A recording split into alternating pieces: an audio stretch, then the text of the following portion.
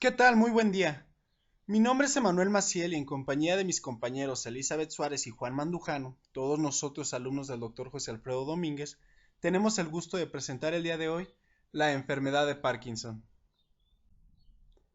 Definida en 1817 por el médico inglés James Parkinson, la enfermedad de Parkinson es un trastorno neurodegenerativo crónico que suscita una incapacidad progresiva inducida a consecuencia de la destrucción de las neuronas pigmentadas en la sustancia negra. Esto va a suscitar un cuadro clínico muy característico a razón de la rigidez, el temblor en reposo e hipocinesia, la precisamente llamada triada de Parkinson.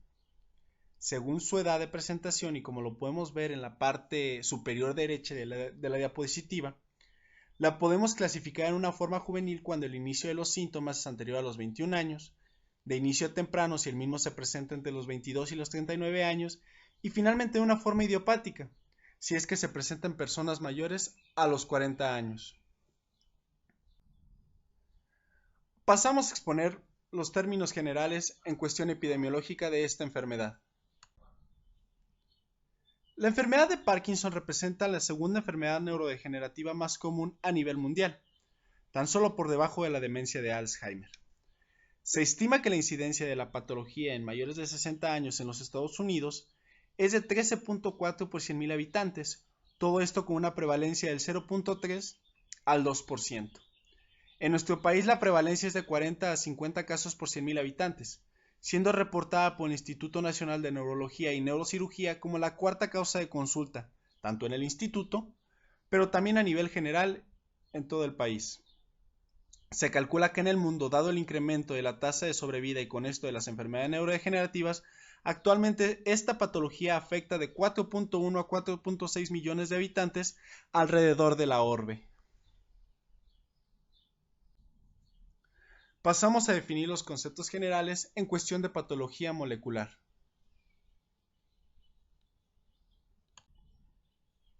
A finales del siglo XIX se documentaron los primeros estudios de historia familiar en torno a esta patología, con lo cual la cuestión genética comenzó a cobrar un peso considerable. En un principio se postulaba una gama de variantes que iban desde el patrón autosómico dominante, pasando por el recesivo y finalmente ligado al X. Muchas de ellas sobreviven a la actualidad.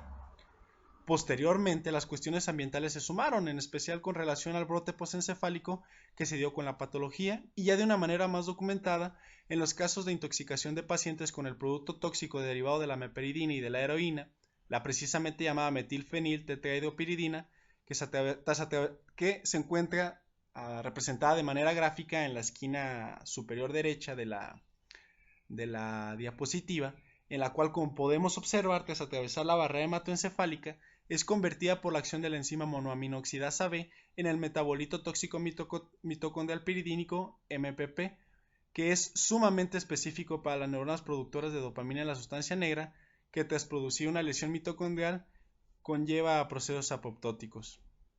A su vez, la información epidemiológica define un mayor riesgo entre la población que tiene una exposición a plaguicidas y que vive en zonas rurales, y de manera irónica, si así se quiere ver, existe un factor protector entre aquellos que tienen un mayor consumo de tabaco, como lo tienen de cafeína. En la actualidad, el 20% de los pacientes presentan antecedentes familiares, no obstante las formas monogénicas son demasiado extrañas, llevan solo al 5 al 10% de los casos. Como podemos ver en la tabla que encontramos a mano izquierda, en la actualidad se han encontrado 18 genes relacionados con el trastorno, todos ellos englobados bajo el término PARC. No obstante, solo 7 han cobrado una relevancia considerable debido a la relación directa que se ha encontrado con la patología, precisamente por la respuesta favorable que han adquirido estos pacientes al tratamiento con dopamina. En términos generales, se acepta la teoría de la doble afectación patológica, que surge tras la interacción entre la mutación de un gen que inducirá la susceptibilidad a la que se suma la exposición a un factor ambiental tóxico. Es de ahí que se dice que es una enfermedad multifactorial.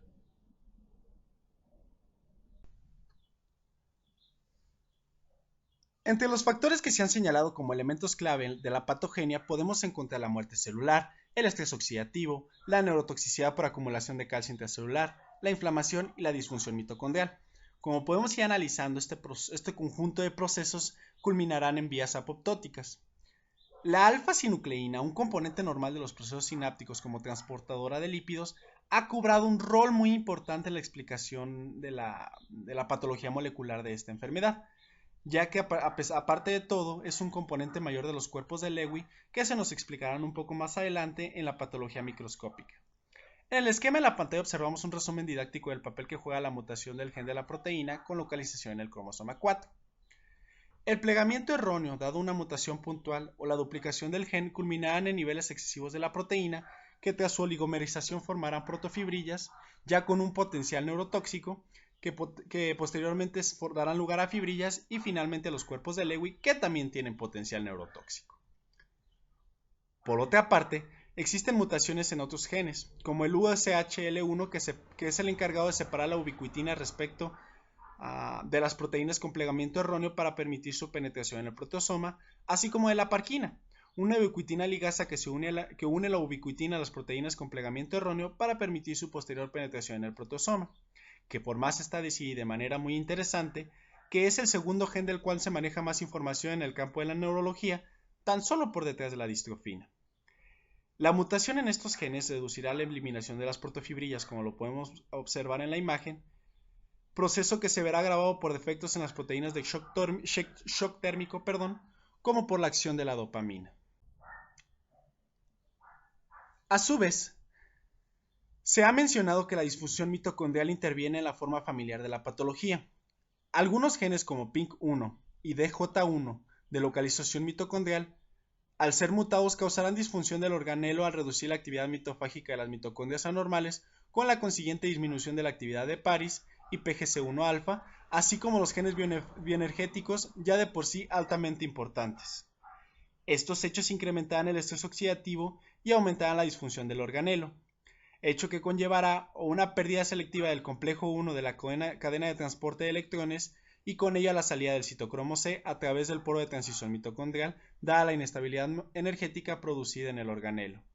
Esto, como podemos ir analizando, llevará a una activación de las caspasas para iniciar un proceso apoptótico. Por otra parte, un mecanismo que va a agravar la patología, podemos subrayar el incremento de la monooxidasa B. Esto porque va a propiciar la degradación de la ya de por sí residual dopamina que nos ha permitido conservar las células sobrevivientes en la sustancia negra pars compacta. En modelos experimentales, y aquí sí quisiera hacer mucho hincapié debido a la relevancia que puede tener por cuestiones de investigación, tenemos que mencionar que la alfa-sinucleína se comportará como una proteína prión, que al perder su conformación adopta una forma beta plegada que al contacto con las proteínas normales ocasionará un cambio conformacional que no es susceptible a la degradación vía proteosomal. En rendidas cuentas, para pasar a la explicación de la fisiopatología, es necesario destacar que el conjunto de cascadas moleculares de esta patología culminarán en la pérdida de las neuronas productoras de la dopamina de la sustancia negra pars compacta, entre otras estructuras significativas tal vez, pero de menor relevancia clínica como el núcleo dorsal del vago y el lucus ceruleus. Pasamos a explicar cómo es que esta patología molecular se va a transformar en un proceso fisiopatológico que dará origen a un cuadro clínico. Primero cabe destacar que los núcleos de la base juegan un rol elemental en la regulación de las variaciones de actividad de descarga durante la preparación y ejecución de los movimientos. Las interacciones entre las diversas estructuras dan origen a una señal que inhibe la preexcitación excitatoria talamocortical. Pasemos a explicar cómo es que esto se convierte en un cuadro clínico. En el presente diagrama encontramos representada la organización de los núcleos de la base. Con rojo señalamos las sinapsis excitatorias mediadas por glutamato, a excepción, claro está, de aquella sinapsis generada entre la sustancia negra pars compacta y el putamen, en donde el neurotransmisor principal es la dopamina. A su vez, con color azul, señalamos las vías inhibitorias mediadas por GABA. Comencemos a explicar los circuitos. La organización del movimiento ocurre en la corteza motora. No obstante, el concepto motor se originará en el área suplementaria motora. De ahí pasará a la corteza premotora, en donde se organizarán los circuitos necesarios para finalmente llegar a la corteza motora. La mayoría de las neuronas provenientes de la corteza motora conformarán el tracto espinal. No obstante, una copia del movimiento a partir de otras neuronas provenientes del mismo origen llegará a los núcleos de la base, particularmente al putamen, ya que este será el encargado de captar la información. No obstante, asimismo recibirá influencia de la sustancia negra pars compacta, que mediante la vía nigroestriada generará o mandará impulsos de dopamina que fungirán como marcapasos, ya que la acción de la vía dopaminérgica nigroputaminal es tanto inhibitoria, mediada por receptores de 2, como excitatoria, mediada por receptores de 1. La vía directa o excitatoria, que si podemos ver dos líneas azules o dos líneas inhibitorias, como venimos manejando la nomenclatura, provenientes del putamen en el sentido de arriba hacia abajo, a mano derecha encontramos la vía directa. Esta inhibirá directamente, como su nombre lo indica, a la parte interna del globo pálido y a la sustancia negra en la porción reticulada o pars reticulada. De esta manera, los núcleos ventral y lateral y ventral medial del tálamo quedarán sin el freno inhibitorio para poder excitar la vía corteza. Es decir, tanto el globo pálido como la sustancia negra van a fungir como el freno encargado de inhibir al tálamo. No obstante, si este freno se encuentra inhibido, el tálamo se encuentra libre de actuar y libre de estimular a la corteza, y junto con ello, libre de estimular el movimiento.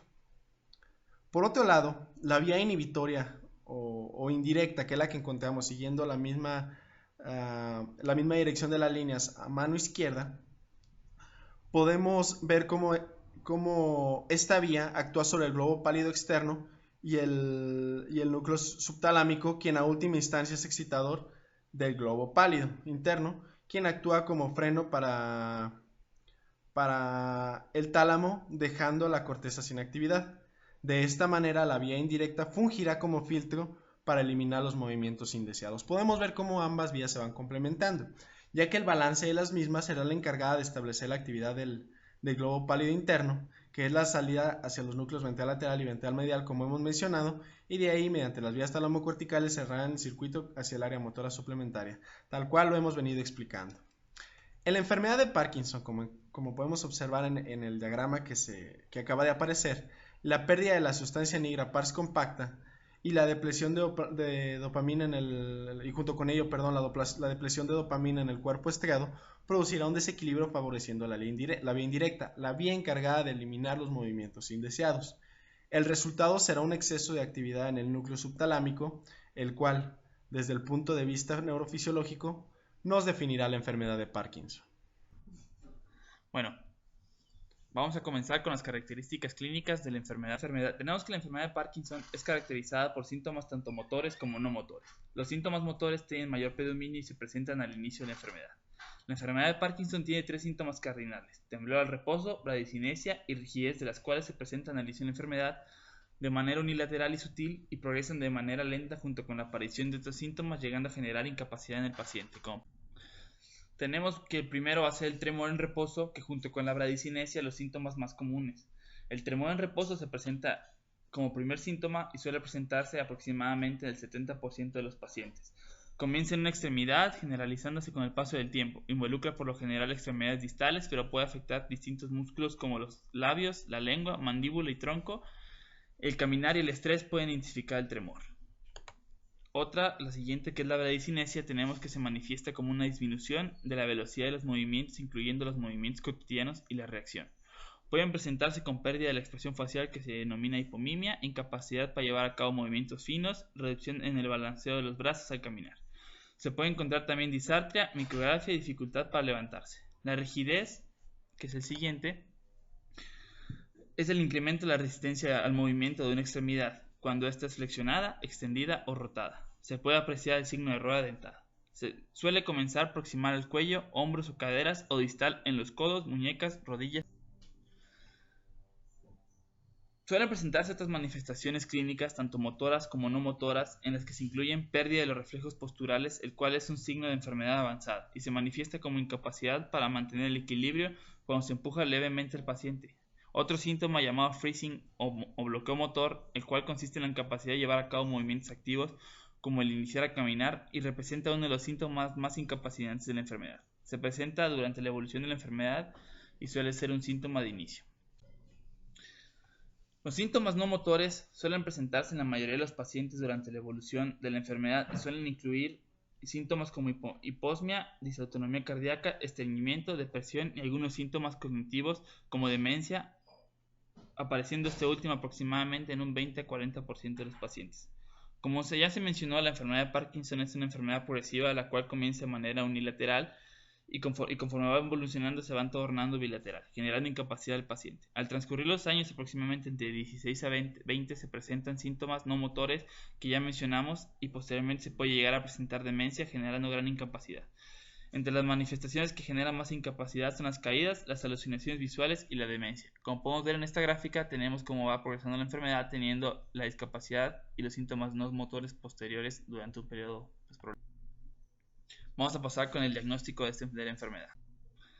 El diagnóstico de la enfermedad de Parkinson es 100% clínico y un diagnóstico certero se realiza nada más de manera post-mortem al evaluar la palidez de la sustancia negra que explicaremos más adelante. Entre los criterios clínicos encontramos que una enfermedad de Parkinson posible es aquella que cumple uno de 3 criterios cardinales. Una enfermedad de Parkinson probable es aquella que cumple 2 de 3 y una enfermedad de Parkinson definitiva es aquella que tiene los criterios de enfermedad de Parkinson probable más buena respuesta al tratamiento con levodopa. Existen también criterios que apoyan al diagnóstico de la enfermedad de Parkinson, en los cuales encontramos el comienzo unilateral de la enfermedad, el temblor al reposo como síntoma de inicio, el cual sea progresivo, asimetría de movimientos con mayor afección en el lado donde comenzó la enfermedad y excelente respuesta a levodopa, o una respuesta a levodopa por más de 5 años y con un cuadro clínico mayor a 10 años. Existen también criterios de descarte o de exclusión que nos pueden ayudar a definir más esta enfermedad, entre los cuales se encuentran el tratamiento previo con neurolépticos, comienzo bilateral, demencia como síntoma inicial, inicio de sintomatología de manera brusca, inestabilidad postural precoz, alteración de la marcha predominante indicando una ataxia cerebelosa, entre otros. Los estudios de imagen pueden ser de gran utilidad para apoyar el diagnóstico de la enfermedad de Parkinson, pero como ya mencionamos se realiza de manera clínica al 100%. Por lo general la resonancia magnética se encuentra de manera normal en pacientes con la enfermedad de Parkinson, caso contrario con la PET, ya que si usamos 18-fluorodopa, la cual muestra, como podemos ver en esta imagen, una disminución de la captación de la fluorodopa en la zona correspondiente a los ganglios basales, específicamente hablando de la sustancia negra pars compacta, como se puede ver en la imagen de este slide. En cuanto al diagnóstico diferencial, debemos basarnos ante la exploración física, los antecedentes heredofamiliares y la historia clínica, y otros datos como pueden ser el inicio de bilateral, ausencia de tremor, caídas tempranas y bloqueo motor e inestabilidad postural temprana. Entre los diagnósticos o el diagnóstico diferencial se incluyen síntomas parkinsonismo secundario, como puede ser a fármacos como los antagonistas de la dopamina, trauma, hidrocefalia, tumores cerebrales, hipoparatiroidismo, intoxicación por mercurio, degeneración corticobasal y algunas demencias como la enfermedad de Alzheimer. En cuanto a la patología, vamos a hablar un poco de la anatomía patológica macroscópica. Vamos a encontrar con esta pieza macroscópica que podemos ver en la imagen una palidez de la sustancia negra por pérdida de las neuronas pigmentadas catecolaminérgicas de la parte reticulada en comparación con la pieza normal, en donde podemos observar una pigmentación negruzca en esta zona, como podemos ver en esta imagen. Vamos a pasar a la descripción de la morfología microscópica de la enfermedad. La microscópica principal de la enfermedad de Parkinson es la pérdida de neuronas pigmentadas catecolaminérgicas en la sustancia nigra y el locus coeruleus. Dicha pérdida se observa primero en la porción ventrolateral, seguida por las porciones ventromedial y dorsal. La particularidad de estas neuronas es que contienen melanina y que son hidroxilasa inmunorreactivas.